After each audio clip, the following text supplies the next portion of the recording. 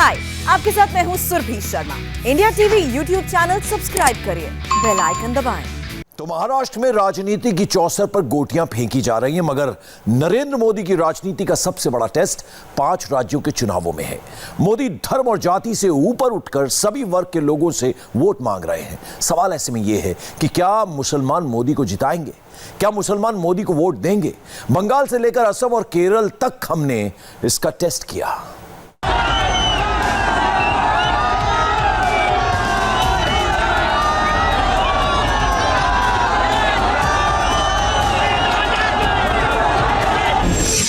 क्या मोदी मुसलमान भाइयों को कबूल हैं?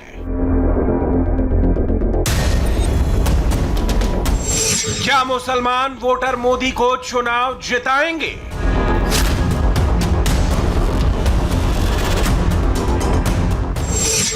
क्या मुसलमान बीजेपी की सरकार बनाएंगे? नरेंद्र मोदी और मुसलमानों के बारे में पिछले कई साल से खास तरह का नैरेटिव चलाया जा रहा है। क्या वो नैरेटिव आउटडेटेड हो गया है? क्या अब नैरेटिव बदलने का वक्त आ गया है? खुद प्रधानमंत्री नरेंद्र मोदी ने एक बहुत बड़ी बात कही। मुसलमान भाइयों को नरेंद्र मोदी ने एक बहुत बड़ा सरप्राइज दिया। आप मुझे बताइए, अगर कहीं कोई गाड़ी, कोई बस कीचड़ में या गड्ढे में फंसी हो, अगर उसको बाहर निकालना हो तो सारे पैसेंजर नीचे उतर करके एक दिशा में धक्का मारते हैं कि नहीं मारते हैं? मारते हैं कि नहीं मारते हैं? लेकिन आधे पैसेंजर आगे से पीछे की धक्का मारे और आधे पैसेंजर पीछे से आगे धक्का मारे तो कीचड़ से गाड़ी निकलेगी, गड्ढे से गाड़ी निकलेगी। सबको एक ही दिशा में करना होगा ना।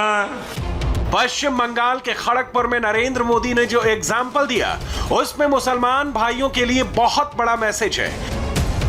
नरेंद्र मोदी बंगाल में 70% वोट नहीं मांग रहे, वो 100% वोट मांग रहे हैं, जिसमें 70% हिंदुओं के साथ 28% मुसलमान वोट भी शामिल है।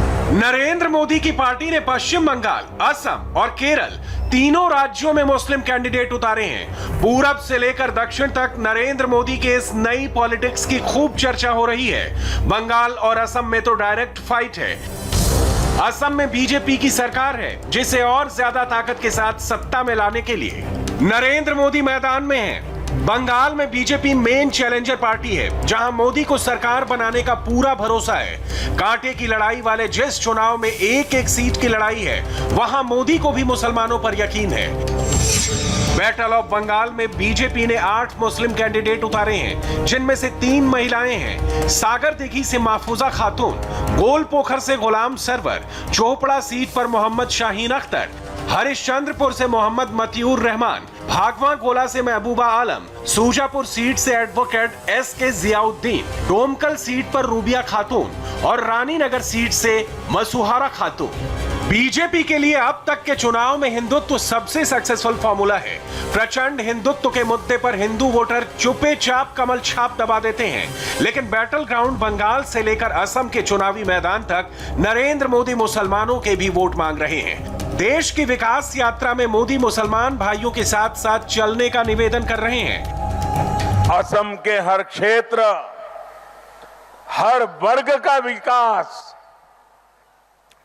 ये भाजपा की प्राथमिकता है। असम की संस्कृति, यहां के गौरव पर आंच न आए, ये हमारी प्रतिबद्धता है। पक्के घर हो, शौचालय हो, गैस कनेक्शन हो, पानी का कनेक्शन हो, जमीन के पट्टे हो, ये काम डबल इंजन की सरकार तेजी से कर रही है। नरेंद्र मोदी ऐसी जगहों पर चुनाव लड़ रहे हैं जहां अल्पसंख्यक वोटों के बिना चुनाव जीतना बहुत मुश्किल है। सरकार बनाने का स्पष्ट बहुमत तो एकदम नहीं मिल सकता। बंगाल के बैटल ग्राउंड में 28% से अधिक मुसलमान वोटर हैं। मालदा, मुर्शिदाबाद और दिनाजपुर जैसे जिले में 50% से अधिक मुसलमान हैं। बंगाल की 100 से 120 सीटों पर मुसलमान जीत और हार डिसाइड करते हैं। बंगाल में अगर 28% वोटर मुसलमान हैं, तो असम में 35% से अधिक माइनॉरिटी वोटर हैं। असम विधानसभा की 126 सीटों में से बीजेपी 92 सीटों पर लड़ रही है, जिनमें से 8 सीटों पर मोदी ने मुस्लिम कैंडिडेट उतारे हैं। बंगाल और असम के वोट परसेंटेज देखकर आप ये सोच रहे हैं कि मोदी की पॉलिटिक्स इसलिए बदली है, तो आप खुद को करेक्ट कर लें, क्योंकि तुष्टीकरण का विरोध करने वाली नरेंद्र मोदी की पॉलिसी अब भी वही है जिसके लिए मोदी जाने जाते हैं। वनवासी समाज के भाई बहन वनवास के लंबे कालखंड में प्रभु राम के साथी रहे, सखा रहे हैं, संकट मोचक रहे हैं।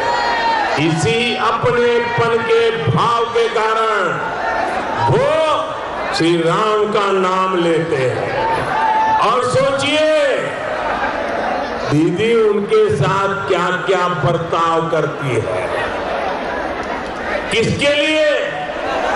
किसी और को खुश करने के लिए?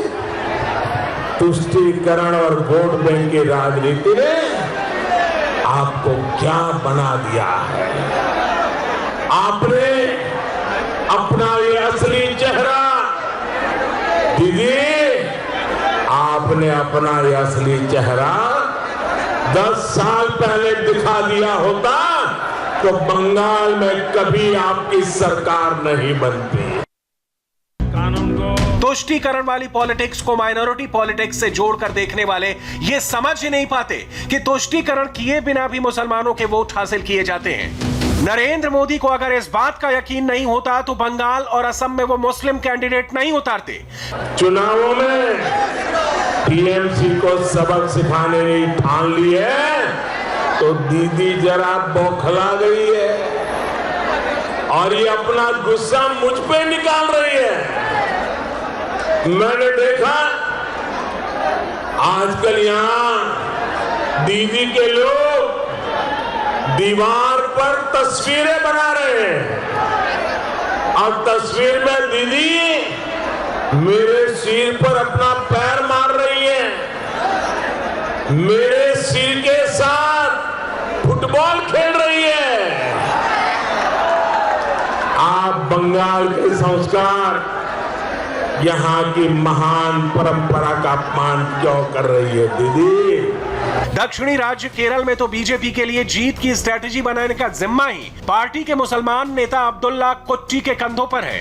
हम आपको केरल के मल्लपुरम की ग्राउंड रिपोर्ट दिखाएंगे, मगर पहले आपको असम ले चलते हैं। जिस छबुआ में नरेंद्र मोदी की रैली हुई, उसी छबुआ में कांग्रेस के राहुल गांधी चाय बागान मजदूरों के साथ इस तरह लंच पॉलिटिक्स करते हैं। लेकिन चुनाव मैदान में राहुल की पार्टी कांग्रेस बदरुद्दीन अजमल की पार्टी AIUDF से सीट शेयरिंग करती है। राहुल गांधी के चुनावी पार्टनर बदरुद्दीन अजमल CAA कानून पर मोदी का विरोध करते हैं, धारा 370 हटाने पर मोदी का विरोध करते हैं, राम मंदिर बनाने पर मोदी का विरोध करते हैं, 3 तलाक कानून पर मोदी का विरोध करते हैं। बदरुद्दीन अजमल की पार्टी सिर्फ और सिर्फ मोदी विरोध पर टिकी है। मोदी का विरोध करने के लिए अजमल असम के मुसलमानों को भड़काते हैं तो कांग्रेस को उसमें अपना फायदा दिखता है। लेकिन ऐसी पॉलिटिक्स को तार तार कर देना नरेंद्र मोदी को अच्छे से आता है। मैं असम में या नॉर्थ ईस्ट के अन्य राज्यों में जाता हूं, बहुत गौरव से वहां की संस्कृति से जुड़ने का मुझे आनंद आता है। अब देखिए, अभी मुझे ये गमछा पहनाया गया, मेरे लिए ये बड़ा गर्व और सम्मान का विषय होता है।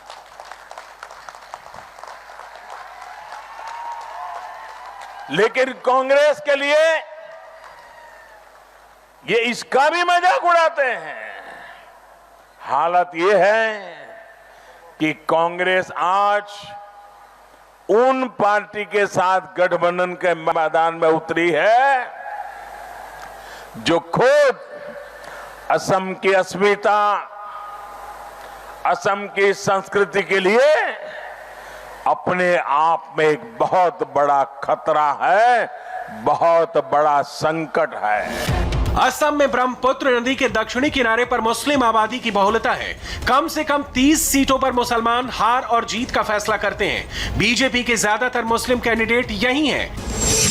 असम में दो तरह के मुसलमान हैं, एक वो असम के मूल निवासी हैं और दूसरे वो जो बांग्लादेश से असम आए हैं। बाहर से आए मुसलमानों को असम में मियां मुस्लिम कहा जाता है। मियां मुस्लिम असम की मूल संस्कृति को नहीं मानते, भारत को अपनी मातृभूमि भी नहीं मानते। कांग्रेस और AIUDF के कैंडिडेट में मियां मुस्लिम की भरमार है।